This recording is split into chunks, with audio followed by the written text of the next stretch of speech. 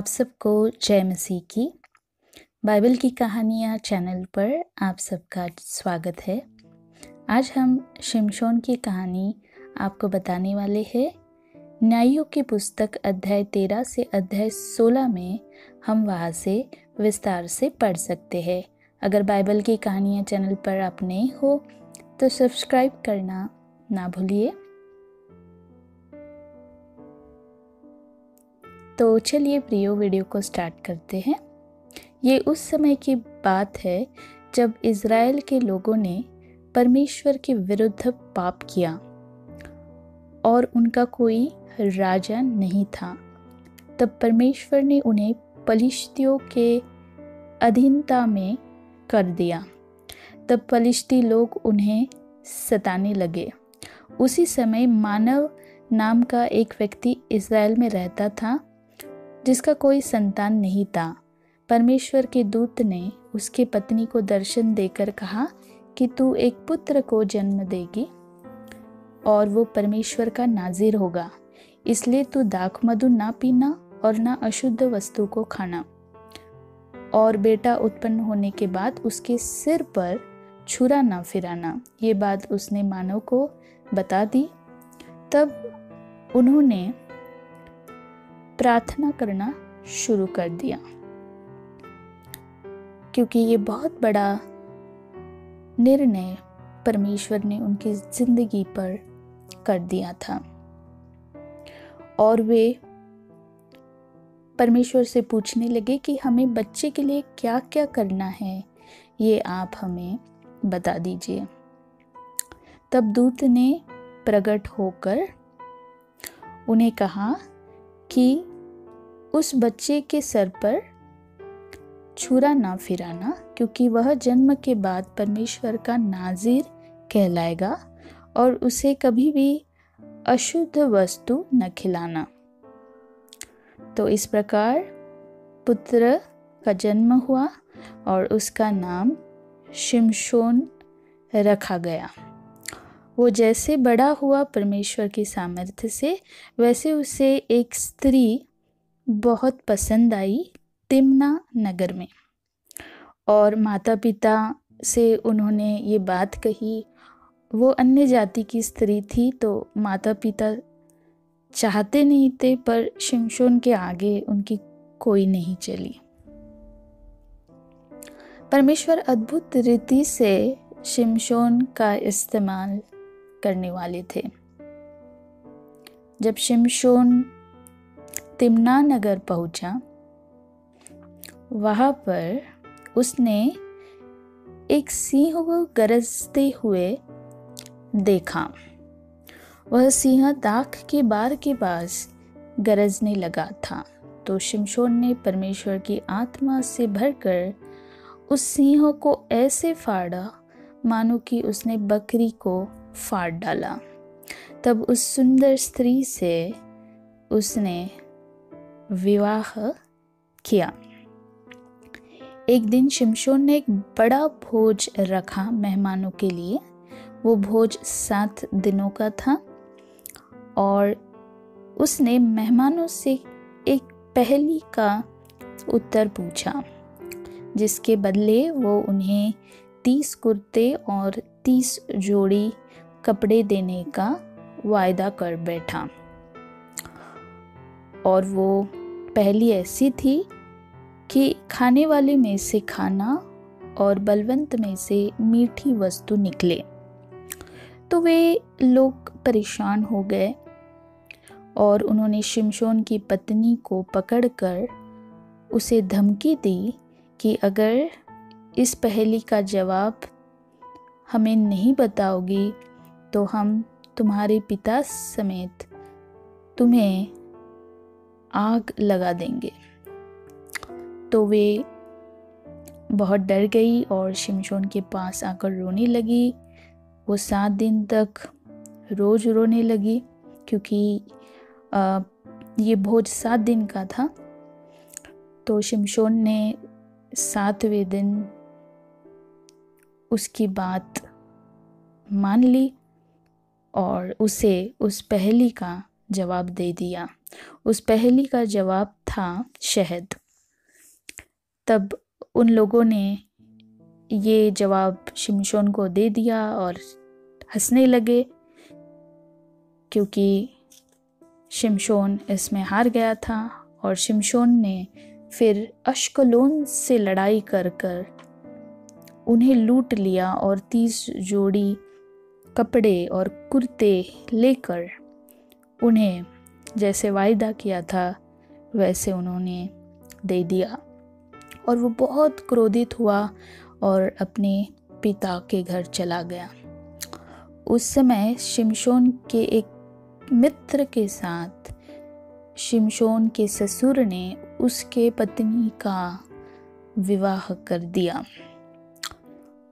और जब शिमशोन ससुर के घर गया अपनी बीवी से मिलने, तो ससुर ने उसे कोठरी में जाने से मना कर दिया जहाँ उसकी पत्नी थी, और कहा कि मेरी सुंदर लड़की के साथ तू शादी कर ले, वो उससे उम्र में छोटी थी। शिमशोन को बहुत गुस्सा आया और उसने 30 लोमड़ियाँ लेकर 2-2 लोमड़ियों की पूंछ को बांधकर उसमें मशाल लगा दी और पलिश्तियों के खेत में डाल दिया। तब पलिश्तियों ने बदला लेने के लिए शिमशोन के ससुर के घर को जला दिया। और फिर शिमशोन और क्रोधित हो गया, क्योंकि उस घर में उसकी बीवी भी थी और सब मर गए। तब शिमशोन ने पलिश्तियों से बदला लेने का सोचा।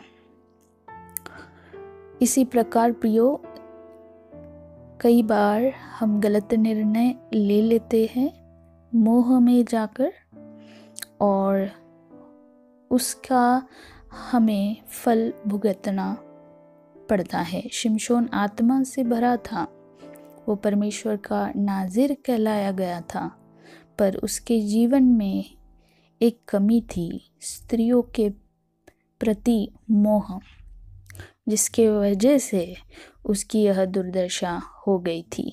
तब पलिश्तियों ने शिमशोन को पकड़ने के लिए यहूदा के देश में घेराबंदी कर दी।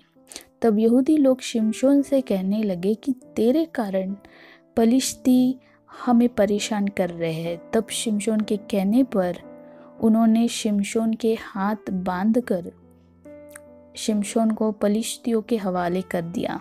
तब शिमशोन ने वो रस्सी तोड़ दी और एक गधे के हड्डी की जबड़ी से करीबन 1000 पलिश्तियों को मार डाला। इसके बाद शिमशोन काजा नगर गया, तो नगर वासियों ने रात भर फाटक पर पहरा दिया। सुबह उसे पकड़ना वे चाहते थे, पर शिमशोन आधी रात को नगर के फाटक को उखाड़ कर ले गया पहाड़ की चोटी पर।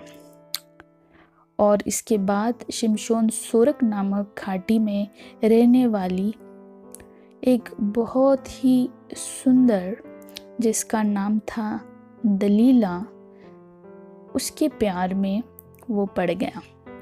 वो स्त्री बहुत सुंदर थी। तब पलिश्तियों को ये बात समझ में आ गई और उन्होंने दलीला को फुसलाकर 11,000 चांदी के टुकड़े देने का उसे लालच दिया। तब लालच में पड़कर उन्होंने कहा कि शिमशोन से उसकी ताकत का राज जानकर हमें बता। फिर वो कहने लगी शिमशोन से, अगर तुम मुझसे सच्चा प्यार करते हो तो मुझे अपनी ताकत का राज बताओ।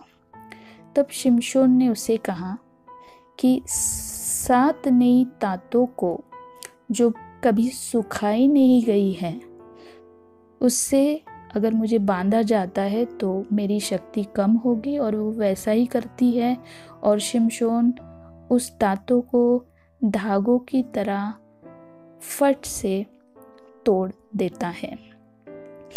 और फिर वो कहती है शिमशोन से कि तुमने मेरे साथ बेईमानी की है, आपने बहुत ही झूठ बोला है, फिर शिमशोन उससे कहता है, यदि मैं ऐसे रस्सियों से बांधा जाऊं जो कभी इस्तेमाल नहीं की गई हो तो मेरी शक्ति कम हो सकती है, मेरा बल कम हो सकता है। तो वो वैसे ही उसे कर देती है, रस्सी से बांधती है और बोलती है, पलिश्ती तेरा नाश करने आने वाले हैं। और ये जानकर शिमशोन क्रोधित होकर वो रस्सियों को भी तोड़ देता है। और फिर वो फिर से शिमशोन से कहती है कि तुमने फिर से मुझसे झूठ कहा। फिर शिमशोन उसे कहता है कि मेरे बालों की 7 लटों को कुटी से बांध दिया जाए, तब मेरी ताकत कम हो जाएगी। तो वो उसे वैसे ही कर लेती है। फिर शिमशोन से कहती है, पलिश्ती तेरे नाश पर है। और शिमशोन अपने बालों से वो कुटी को उठाकर चला जाता है। पर शिमशोन ये समझ नहीं पाता है कि दलीला उसे फंसा रही है। वो प्यार में पागल हो जाता है और उसकी मीठी मीठी बातों में आ जाता है। तब फिर वो दलीला शिमशोन से अपना राज पूछती है, तेरा क्या राज है, इतना बल तेरे अंदर है। फिर शिमशोन उसे वो राज बता देता है, बोलता है कि अगर मेरा सिर मुंडवा दिया जाए तो मैं बलहीन हो जाऊंगा। तो ये बात वो सहकारियों को बताती है कि अगर शिमशोन के साथ ऐसा कर दिया तो उसकी पूरी ताकत चली जाएगी। तो शिमशोन प्यार में पागल होकर अपना राज उगल देता है। और फिर दलीला सहकारियों को ये बात बता देती है। और जो उसने उन्हें कहा था कि 11,000 चांदी के टुकड़े के बदले मैं ये राज बताऊंगी, तो वो ये राज बताती है और शिमशोन को गहरी नींद में गिराकर उसका मुंडन करवा देती है, पूरे बाल उसके छांट देती हैं। और फिर जब शिमशोन को पता चलता है कि उसके विरुद्ध पलिश्ती आए हैं लड़ने के लिए, तब परमेश्वर का आत्मा वहाँ से उसके ऊपर से निकल जाता है और वे लोग उसे पकड़कर अपनी उंगलियों से उसकी दोनों आंखें फोड़ देते हैं और उसे बंदी गृह में डाल देते हैं। तो ये प्यार सच्चा नहीं हो सकता है दलीला का, क्योंकि उसने शिमशोन की ज़िंदगी पर खेल कर वो पैसों के पीछे गई। तब दागोन नाम का देवता, वहाँ लोग उसे पूजते थे और उस देवता के मंदिर में लोग बलिदान चढ़ाते थे। करीबन 3,000 लोग वहाँ जमे थे, स्त्री और पुरुष। तो उन्होंने शिमशोन को भी वहाँ लाया उसका मजाक उड़ाने के लिए और उसे वहाँ पर 2 खंभों के बीच में उन्होंने उसे खड़ा कर दिया। और फिर शिमशोन की तो आंखें फूट गई थी। फिर उसने काफ़ी पश्चाताप किया कि हे परमेश्वर, मुझे तू बल दे। वो बल इसलिए चाहता था कि वो अपनी दोनों आँखों के बदले इन सारे पलिश्तियों को एक ही बार ख़त्म करना चाहता था, वो बदला लेना चाहता था। तो परमेश्वर ने उसे बल दिया और उसी सामर्थ्य के साथ उसने वो 2 खंभों को पूरी ताकत के साथ गिराकर वो मंदिर ढला दिया। और फिर वहाँ के जितने भी लोग उस मंदिर में थे वो सब मर गए और उसके साथ शिमशोन की भी मृत्यु वहाँ पर हो गई। शिमशोन ने अपने जीवन काल में जितने लोगों को मारा नहीं था, उतने लोगों को उसने अपने अंत के दिन में मार डाला, क्योंकि परमेश्वर का सामर्थ्य उस पर बहुत भारी मात्रा में पड़ गया था।